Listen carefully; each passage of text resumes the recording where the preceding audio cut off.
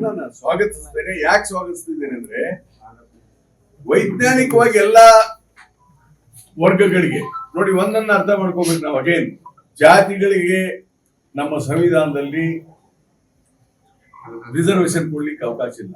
ಅದನ್ನ ವರ್ಗ ಅಂತ ಕನ್ವರ್ಟ್ ಮಾಡ್ಬೇಕು ನೀವು.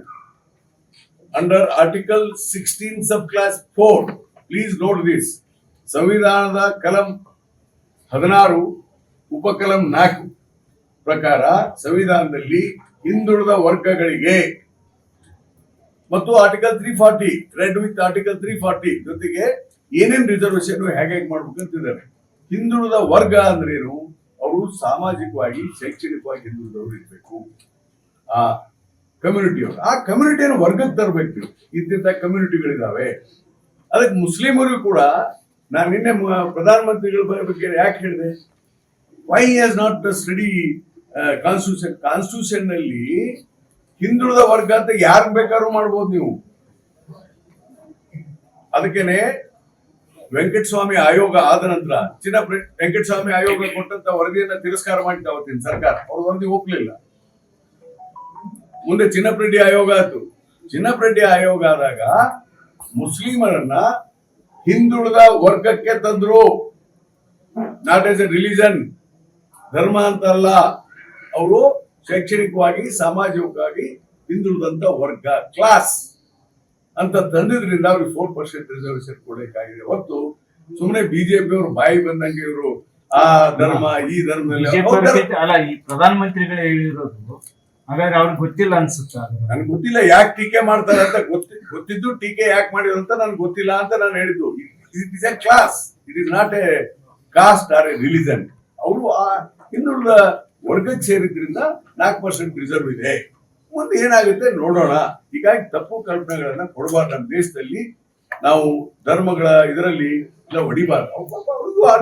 ಅವ್ರಿಗೂ ಶೈಕ್ಷಣಿಕವಾಗಿ ಎಷ್ಟು ಜನ ಓದಿದ್ದಾರೆ, ಸಾಮಾಜಿಕವಾಗಿ ಅವ್ರ ಪರಿಸ್ಥಿತಿ ಏನು, ಅವ್ರು ಬದುಕಬೇಕಾಗುತ್ತೆ. ಎಲ್ಲರೂ ನಾವು ಸಮಾನವಾಗಿ ತೆಗೆದುಕೊಂಡು ಹೋಗ್ಬೇಕಾದ್ರಿಂದ ಇವತ್ತು ಈ ವರದಿ ಏನಿದೆಯಲ್ಲ, ಇದು ಓನ್ಲಿ ಶೈಕ್ಷಣಿಕ, ಸಾಮಾಜಿಕ ಮತ್ತು ಕೆಲವು ಆರ್ಥಿಕ ವಿಚಾರದಲ್ಲಿ ಲಿಮಿಟೆಡ್ ಇದೆ. ಅದಕ್ಕೆ ಮತ್ತೆ ಒಂದು ಆಯೋಗ ರಚಿಸಬೇಕಾಗುತ್ತೆ. ಯಾರ್ಯಾರನ್ನ ಇದು ಕೊಟ್ಟ ತಕ್ಷಣ ನಾಳೆ 85% 90% ರಿಸರ್ವೇಶನ್ ಕೊಡಕ್ಕಿಲ್ಲ. Please understand the law. ಮತ್ತೊಂದು ಆಯೋಗ ರಚನೆ ಮಾಡಿ ಯಾವ್ಯಾವ ವರ್ಗಗಳನ್ನ ಎಲ್ಲೆಲ್ಲಿ ತರಬೇಕು, ಎಷ್ಟು % ತರಬೇಕು ಅನ್ನೋದನ್ನ ಚರ್ಚೆ ಆಗ್ಬೇಕು. Next time. ಆಮೇಲೆ ಇನ್ನೊಂದು ಪ್ರಮುಖವಾದಂತ ವಿಚಾರ, ಇವತ್ತಿನ ನಿಯಮಾವಳಿಯಲ್ಲಿ ಸುಪ್ರೀಂ ಕೋರ್ಟ್ 50%ಗಿಂತ ಹೆಚ್ಚು ರಿಸರ್ವೇಶನ್ ಅನ್ನ ಕೊಡಬಾರದು ಅಂತ ಹೇಳಿ ಕಟ್ ಆಫ್ ಮಾಡಿದ್ದಾರೆ. ಅದಕ್ಕೆ ಬೇರೆ ಬೇರೆ ಇದ್ರ ಕೇಸ್ ಇದೆ ಅವರು. ಹೀಗಾಗಿ ಆ ಕೇಸ್ ನಲ್ಲಿ ಅವರು ಮಾತಾಡಿದ್ರಿಂದ ಇವತ್ತು ಆಯ್ತು 50%.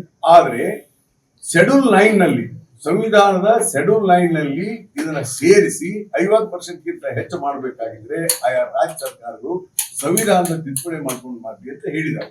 ಹೀಗಾಗಿ ತಮಿಳುನಾಡು 69% ಮಾಡಿದೆ, ಜಾರ್ಖಂಡ್ ಕೂಡ 55% ದಾಟಿದೆ. ಹೀಗಾಗಿ ಅಲ್ಲಿ ಸಂವಿಧಾನದ ತಿದ್ದುಪಡಿ ಹಿಂದಿನ ಸರ್ಕಾರಗಳು ಇದ್ದಾಗ, ಅಂದ್ರೆ ಕಾಂಗ್ರೆಸ್ ಸರ್ಕಾರ ಇದ್ದಾಗ ಅವ್ರಿಗೆ ಪರ್ಮಿಷನ್ ಕೊಟ್ಟಿದ್ರಿಂದ ಆಗಿದೆ. ನಾಳೆ ನಮ್ಮಲ್ಲೂ ಕೂಡ 50% ದಾಟಿ ಆಗ್ಬೇಕಾದ್ರೆ ನಮ್ಮ ಸರ್ಕಾರ ಕೇಂದ್ರ ಸರ್ಕಾರಕ್ಕೆ ಸಂವಿಧಾನದಲ್ಲಿ ಇದನ್ನು ಸೇರ್ಪಡೆ ಮಾಡಿ ಶೆಡ್ಯೂಲ್ 9 ನಲ್ಲಿ ಅಂತ ಹೇಳಿ ಹೇಳ್ಬೇಕಾಗುತ್ತೆ. ಆವಾಗ ನಾವು 50% ದಾಟಲಿಕ್ಕೆ ಸಾಧ್ಯ ಇದೆ. ಆದಾಗ್ಯೂ ಕೂಡ ಕೇಂದ್ರ ಸರ್ಕಾರ ಸಂವಿಧಾನದ ತಿದ್ದುಪಡಿ ಮಾಡಿ ಮೋದಿಯವರು 10% ಎಕನಾಮಿಕಲಿ ವೀಕರ್ ಸೆಕ್ಷನ್ಗೆ 10% ರಿಸರ್ವೇಶನ್ ಅನ್ನ ಕೊಟ್ಟಿದ್ದಾರೆ. ಅದ್ರ ಬಗ್ಗೆ ಸುಪ್ರೀಂ ಕೋರ್ಟ್ ಅಲ್ಲಿ ವಾದ ವಿವಾದ ಆಯ್ತು, ಕೊನೆಗೆ ಒಪ್ಪಿಕೊಂಡಿದ್ದಾರೆ. ಹೀಗಾಗಿ ಅದನ್ನು ನಾವು ಸೇರಿಸಬೇಕಾಗಿತ್ತು. ಇವೆಲ್ಲವನ್ನ ವಿಚಾರವನ್ನು ಇಟ್ಕೊಂಡು ಇದನ್ನೆಲ್ಲ ಮಾಡಬೇಕಾದ್ರೆ ಸಮಯ ಹಿಡಿತದೆ. ಅಷ್ಟು ಸುಲಭವಾದದ್ದಲ್ಲ ಇದು. ಅದಕ್ಕೆ ಎಲ್ಲಾ ವಿಚಾರಗಳನ್ನ ಮಾಡ್ಲಿಕ್ಕೆ ನಮ್ಮ ಸರ್ಕಾರ ಹೊರಟಿದೆ ಹೊರತು ಇದರಲ್ಲಿ ಯಾವುದೇ ಜಾತಿ ಧರ್ಮದ ಗೊಂದಲಗಳನ್ನ ಎಬ್ಬಿಸಬಾರ್ದು. ಬಿಜೆಪಿ ಅವರು ಇದನ್ನ ಅರ್ಥ ಮಾಡ್ಕೊಂಡು ಸಾಮಾಜಿಕ ನ್ಯಾಯ ಎಲ್ಲಾ ವರ್ಗಕ್ಕೆ ಸಿಗುತ್ತೆ ಇದರಿಂದ. ಈಗ ನಾಳೆ ನಾವು ಹೆಂಗೆ ಶೈಕ್ಷಣಿಕವಾಗಿ ರಿಸರ್ವೇಶನ್ ಕೊಡ್ಬೇಕು, ಸಾಮಾಜಿಕವಾಗಿ ಅವ್ರಿಗೆ ಹೇಗೆ ಕೊಡ್ಬೇಕು ಅನ್ನೋದಕ್ಕೆ ಯಾರ್ಯಾರು ಹೇಗಿದಾರಪ್ಪ ಅಂತ ಹೇಳಿ. ಇದ್ರಿಗೆ ಲಿಂಗಾಯತರಿಗೇ ಆಗಲ್ಲ, ಒಕ್ಕಲಿಗರಿಗೆ ಆಗಲ್ಲ, ಬೇರೆ ಯಾರಿಗೂ ಆಗಲ್ಲ. Because we are already we are backward class. ನಾವೆಲ್ಲ ಬ್ಯಾಕ್ವರ್ಡ್ ಕ್ಲಾಸ್ ಅಲ್ಲೇ ಇದ್ದೇವೆ. ಆಮೇಲೆ 2A ಅಂದ್ರೆ ಏನು, 3B ಅಂದ್ರೆ ಏನು, 3A ಏನು ಗೊತ್ತಿಲ್ಲದಾನೆ ಮಾತಾಡ್ತಾರೆ. ಅಲ್ಲಿ ಓನ್ಲಿ ಪರ್ಸೆಂಟೇಜ್ ಇರೋದು ಅಷ್ಟೇ. ಅಲ್ಲಿ 15% ಇದೆ, ಇಲ್ಲಿ ಇವ್ರಿಗೆ 5% ಇದೆ 3B. ಅದನ್ನ 5% ಜಾಸ್ತಿ ಮಾಡ್ಲಿ. ಆಮೇಲೆ 3A ನಲ್ಲಿ ಒಕ್ಕಲಿಗರಿದ್ದಾರೆ, ಅವ್ರಿಗೆ ಸ್ವಲ್ಪ ಜಾಸ್ತಿ ಮಾಡ್ಕೊಡ್ಲಿ. ಬೇರೆ ಬೇರೆ ಮಾಡ್ಲಿ. ಅದಕ್ಕೆ ಎಲ್ಲಾ ವಿಚಾರಗಳನ್ನ ಸೂಕ್ಷ್ಮವಾದಂತ ವಿಚಾರ ಇದೆ. ನಾನು ಸಿದ್ದರಾಮಯ್ಯನವ್ರನ್ನ ನಿಜವಾಗೂ ಕೂಡ ಅಭಿನಂದಿಸ್ತೇನೆ. ಅವರು ಇದನ್ನ ಮಾಡಿಸಿ ನಮ್ಗೆ ಒಳ್ಳೇದು ಮಾಡಿದ್ದಾರೆ. ಆತುರದಿಂದ ಮಾತನಾಡ